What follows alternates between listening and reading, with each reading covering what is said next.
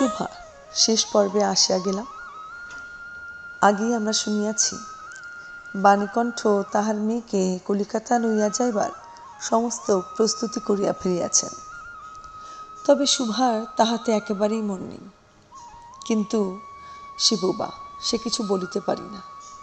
শুধু তার চোখ দিয়ে টপ টপ করিয়া অশ্রু পড়ে। সেদিন শুক্ল দ্বাদশী রাত্রি।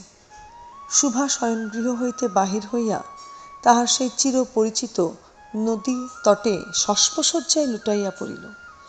যেন ধরণীকে এই প্রকাণ্ড মুখ মানব মাতাকে দুই বাহুতে ধরিয়া বলিতে চাহে, তুমি আমাকে যাইতে দিও না মা, আমার মতো দুটি বাহু বাড়াইয়া তুমিও আমাকে ধরিয়া রাখো। কলিকাতার এক বাসায় শুভার মা একদিন শুভাকে খুব করিয়া সাজাইয়া দিলেন। আটিয়া চুল বাঁধিয়া খোঁপায় জরির ফিতা দিয়া অলঙ্কারে আচ্ছন্ন করিয়া তাহার স্বাভাবিক শ্রী যথাসাধ্য বিলুপ্ত করিয়া দিলেন। শুভার দুই চক্ষু দিয়া অশ্রু পড়িতেছে, পাছে চোখ ফুলিয়া খারাপ দেখিতে হয়, এজন্য তাহার মাতা তাহাকে বিস্তর ভৎসনা করিলেন। কিন্তু অশ্রুজল ভৎসনা মানিল না। বন্ধু সঙ্গে বর স্বয়ং কনে দেখিতে আসিলেন। কন্যার মা বাপ চিন্তিত, শঙ্কিত, শশব ব্যস্ত হইয়া উঠিল।